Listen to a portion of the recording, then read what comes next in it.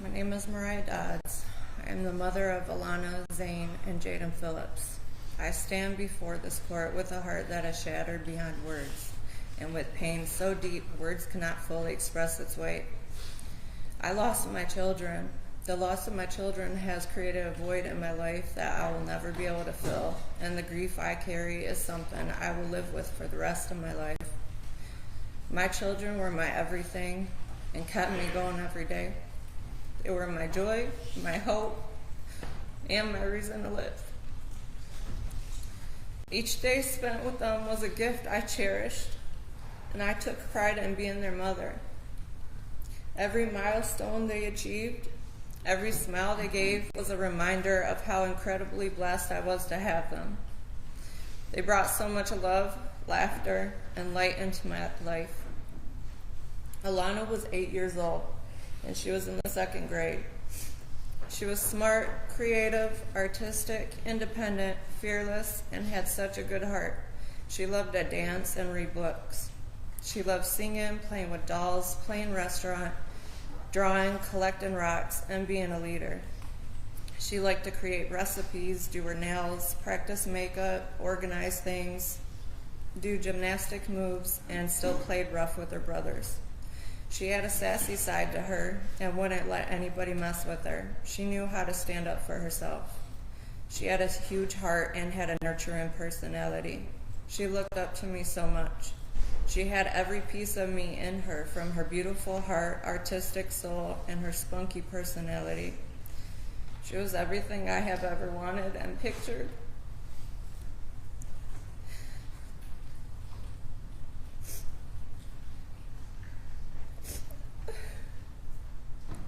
With having a little girl,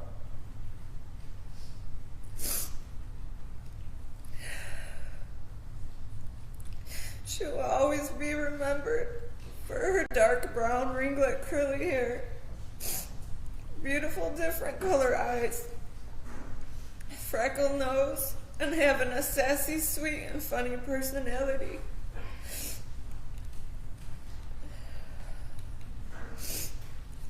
Zayn was 4 years old and attended preschool. He was full of energy and loved to make everyone laugh. He loved to bounce around and dance.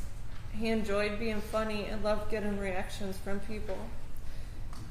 He could make a room full of people laugh.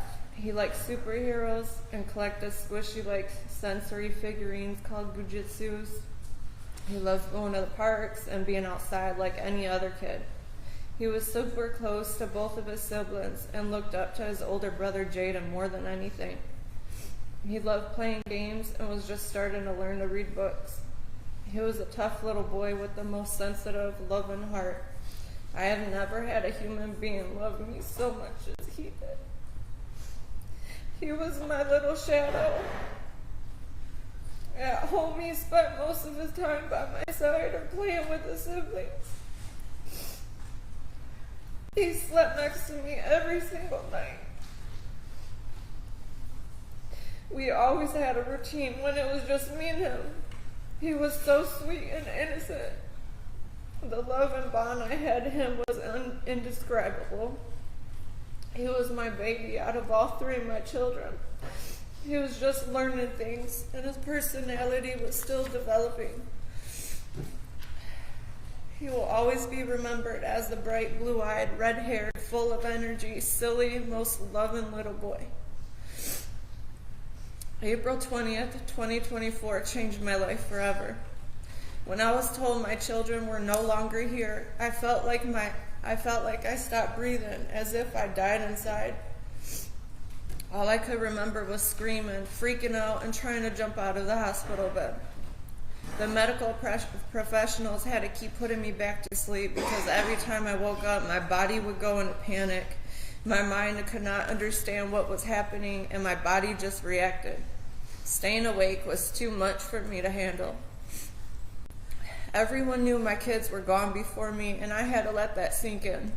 I suffered a traumatic brain injury, so trying to remember every detail of what happened during the time, it was so hard to think and process stuff. Everything happened so fast, and I was so confused once I regained consciousness.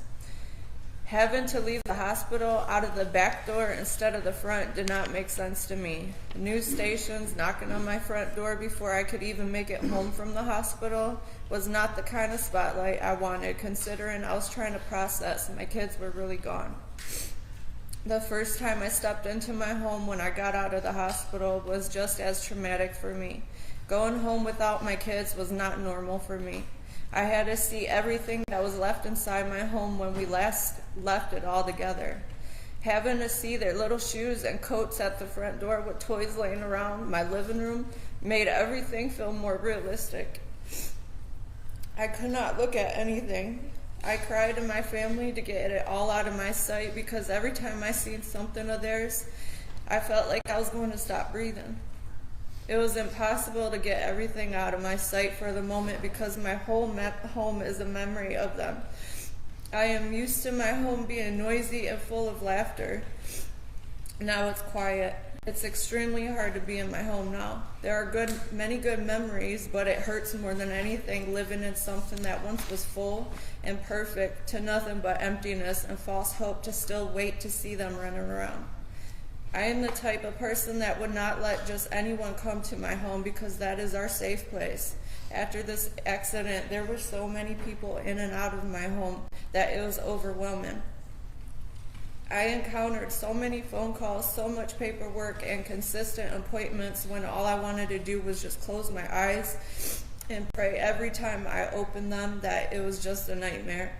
I was overwhelmed, overstimulated, in a bad state of mind while trying to process the death of my kids and physically heal with the injuries I had. The panic attacks I had to face felt like my heart was going to stop. Even one point EMS had to come because I thought I was going to die. I felt helpless. I could not move around without support. I could not get out of bed and go to the bathroom without help. I could not bathe myself. With most of my ribs broken on one side, my shoulder blade broken on the other, a golf ball-sized hematoma right on my pubic region, and the back of my neck and skull bruised, I couldn't sit comfortably in a car or sit straight up in a chair without it hurting to breathe. No matter if I laid down, sat up, or tried to walk, everything just hurt so badly. I am so used to taking care of little ones, not having anyone take care of me ever. I felt vulnerable and like a burden on the ones that had to step away from their own life to take care of me and Jaden. I had to break the unwelcome news to Jaden, bury my children, figure out how to even celebrate Jaden's birthday to make it positive for him, mourn Zayn's birthday the day after, and face Mother's Day all in the same week. Holidays and events are not the same. My kids were the party and entertainment at every family function or holiday. Everyone's birthdays were gloomy and quiet this year. Halloween was different. Thanksgiving felt like another day. Christmas was sad. It was heartbreaking and just did not feel right. Easter this year was the 1-year death date from this tragedy, and I was not even able to celebrate Easter. Instead, I faced another heartache by going into Alanah's room that I have not seen in a year. Her room still smells like her. Her little dollhouse was still set up the same way when she was playing with it last. We were working on her room together, organizing all her toys, redoing the floors, and so on. She was so excited, and I never got to finish it with her. Going out in public is something I must force myself to do to face my fear. The thought of something happening is always on my mind. The fear of getting into an accident panics me every time I'm on the road. Even though I do not remember hearing the big crash noise, I tend to jump and my heart races when I hear loud noises unexpectedly. The injuries I got from this accident took away my self-esteem. My body gets aches and pains from the physical trauma I have suffered. I get in high protective mode when there is something being said about my children or about this tragedy. Seeing the things my kids will love in places aches my heart. I cannot look at parks the same. Driving past their schools hurt. Being around and seeing other children their ages makes me smile, but also at the same time it hurts my heart. The guilt of not wanting to do anything fun in public because my kids are no longer here dwells on me. Doing a simple grocery order bums me out because I'm not buying the snacks they love. Certain songs or movies make me sad because we are not singing or watching them together. I feel guilty about whatever I do because my children are not here with me. There is Mina with everything every day that reminds me of them. Jaden, Alanah, and Zayn had a special bond like no other. The age gap between them did not reflect anything they did together. Jaden did such an amazing job of protecting his siblings. They looked up to him so much. While Jaden was in the hospital going through surgeries, fighting for his life, and recovering, he had no idea about his siblings. His father was by his side while I was also fighting for my life and recovering as well. I will never forget when me and Jaden seen each other for the first time through video chat. Seeing each other's faces was traumatizing. As a mother, it killed me not to be able to be present to comfort my child and know exactly what was going on with him because of the physical condition I was also in. Throughout all of my kids' life, I always been there whenever they were sick or needed the doctor, and I couldn't even be there for him. Me and his father could not even tell Jaden about his siblings being in heaven until Jaden came home from the hospital. That is when his condition was stable enough and he would have both of us there together to tell him. You do not know how it feels to tell your only living child that his siblings, his best friends, are gone. Jaden had to face many of challenges from this past year. He had to grow up fast and got robbed out of his childhood because of this. Jaden took on the pain a grown man would not be able to tolerate. He laid in a hospital bed in the living room for several months. He could not walk, use the bathroom on his own, or get into a shower. To get him out of the bed, he had to be power lifted to a wheelchair. He was in constant pain and uncomfortable. Finding rides that were wheelchair accessible just to get to an appointment were stressful. It killed me to watch my son in that bed every day, to see him in that condition and not be able to do anything for him due to my own broken bones. Family had to walk away from their own lives and jobs just to take care of the both of us. It took Jaden 10.5 months to regain the strength fully of walking without a wheelchair and walker. To this day, Jaden is trying to find ways of doing the things he used to be able to. His self-esteem and confidence has been damaged because of this tragedy. He cannot attend school in person because he is still not fully capable of sitting in a chair all day like other kids. He has a big fear of falling because he does not want another surgery or to get hurt again. Jaden is autistic. He has sensory issues, so you can't imagine what this journey of healing like was for him. Anytime he felt pain was triggered or how he was doing therapy. Jaden is the strongest kid ever. No child should ever have to go through what he has. Leading up to this day, he has made a huge amount of progress, but he also still has ways to go do the things he once could do without hurting or getting tired very easily. Jaden has survivor's guilt. Getting him out of the house to do something fun is a mental process for him.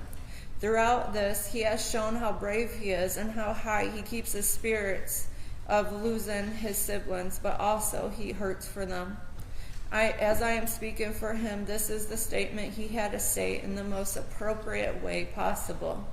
Quotation, "She ruined my life. I want her to pay and spend the rest of her life in prison." End of quotation. Every day since their loss has been a struggle. My heart aches every day, and no matter what I do, the pain is constant. Every day I wake up to a world where they are no longer a part of it. I feel their absence in every corner of my life, in the quiet of the home that once rang with their voices, in the empty spaces where they should be, in every moment when I realize that I am forced to go on without them. No noise in my home freaks me out, and too much noise overstimulates me. I cannot put into words the depth of the emptiness I feel. The loss of my children has affected every aspect of my life. I have lost a part of myself I will never be able to recover. I struggle every day accepting the fact that my kids are forever gone. Simple tasks have been overwhelming. Being social is not desirable to me anymore. I am always jumping around to enjoy hobbies to keep my mind busy, but I lose interest quickly than before. I am forced to confront the reality that my children, the ones I was supposed to care for and nurture, are no longer here with me. That grief has been unbearable, and it has taken away a part of who I am. There are no absolute words of how it feels to lose your children. You just feel it. Your children are a piece of you. When they died, a part of myself died too. If I could describe it the best way possible, I would say time stays still. The days repeat. It's too quiet. It doesn't get any easier. The breakdowns get worse. Missing them gets harder. Moving on makes you feel guilty. You see the world differently. You cherish what you have left in your life a little more, and you fight every day just to stay alive, to keep going. Every day is a thinking process, and nothing will ever be the same again. I must constantly keep my thoughts and actions positive. I have told many people, and I will say it again, I thank God for Jaden. He is the only piece I have left of Alanah and Zayn. If I lost him that day too, I would have been gone as quickly as my kids were gone as well. Because of Jaden and my closest loved ones, they are the reason I continue to live each and every day. Living is not a choice in my life, because I will still have to always fight and protect Jaden. And I will still always have to be Alanah and Zayn's voices while they are not here, until I take my last breath. I wish I was alert that day. I would have been able to kiss my kids one last time and tell them I love them. Zayn would have been able to hold his mommy that he kept asking for minutes before he passed away.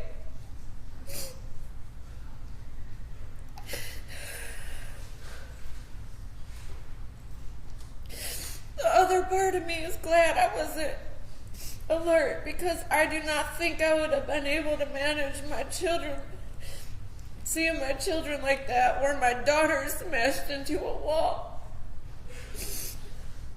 There would have been 3 bodies removed that day instead of 2.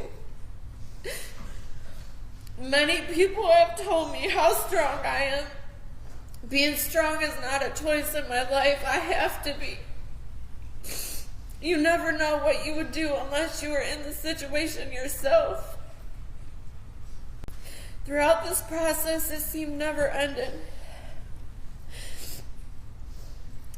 I felt unmotivated to do anything this whole time, because it was my biggest goal to achieve justice, to move forward to my next chapter in life. Every court date, every phone call, and every article I had to encounter was nerve-wracking, gut-twisting, and had me reliving this nightmare repeatedly. As the months go on, you are left with having to move on and learn the new normal, what the new normal life is for you. Eventually you get out of a routine that you were comfortable and used to doing. You forget how to smile, and you stare off for periods of time, not realizing what you are even thinking about. You must relearn everything all over again, but in a new, different way. It is not easy being in my mindset. This was the toughest battle you cannot even imagine. I smile through the pain just to get me by every day. I surround myself around positive people, places, and things. The hardest part of all of this is missing them. Remembering their smiles, their touch, their scents, them telling you you're the best mom ever. Their fun personalities. Remembering the way their heartbeats felt when they were scared. Remembering the silly voices they would do, and nurturing them when they were sick or hurt, or just cuddling them, because that's what made me feel alive. It hurts. I can no longer do those things. As a parent, it is natural to want to protect your children, to provide them with love, safety, and guidance. I was their protector, and I should not have to feel like I failed them because of someone's poor choices. The guilt that comes with this is unbearable. And I question myself every single day, wondering if I could have done something more to keep them safe. But there were no windows or doors. Nobody seen her coming or expected a vehicle to fly into a building. There is only one person to blame. I did my best to provide for my kids and to keep a roof over their heads with everything they needed. I always had mom guilt for working, providing, and just feeling drained. I never dreamed in a million years that the moment we had an opportunity to finally have a family fun day, my kids would never come back home with me. She took everything in my life and destroyed it.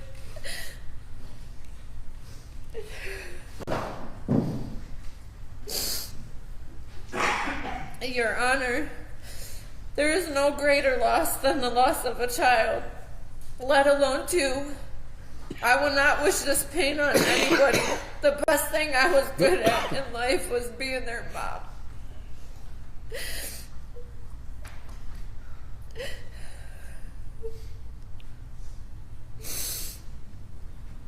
My children were supposed to bury me before I buried them. They had their whole life to live.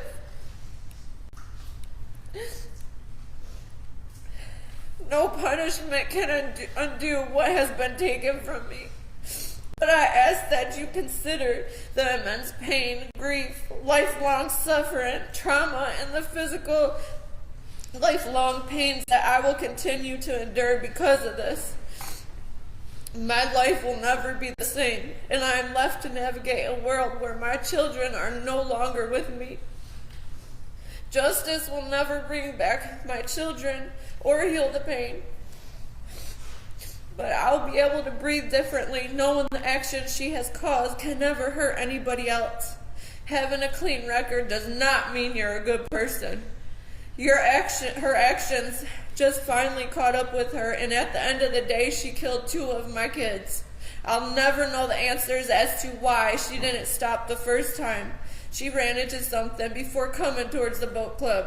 She showed no remorse for what she has caused. I see past the alligator tears, going on the TV and laughing it off like it was no big deal, like it was just a silly mistake. It was like a big slap to my face. A real woman will admit her wrongs and feel some type of sort of sympathy. She has not, which makes me feel absolutely disgusted and shows what kind of moral she has. She is an evil and sick individual in my eyes. If Michigan offered the death penalty, I would highly recommend it for her. She is a danger to society, and I feel society would be a danger to her. She makes me feel like she is untouchable, and I do not like that. I have raised awareness for the dangers of drinking and driving, and I plan to keep doing so by using my own story as an example of what can happen. This tragedy is known around the world. I will keep saying my children's names, and I will keep preaching about the dangers of driving impaired. She did not only kill one of my children, she also killed two. She injured my only living child severely, as well as myself. She injured some of my family members as well as other people that were there that day, physically, mentally, and emotionally. My wounds were poked at while I was on stand, and it took everything in me to remain calm and professional so I wouldn't jeopardize justice through this entire process. I am exhausted, mentally, emotionally, and physically with this. All I want to do is grieve the way I want and need to for my sanity and peace. I beg and I plead for her to be sentenced to life in prison with no parole. Thank you for allowing me to speak. Thank you, Ms. Dodds.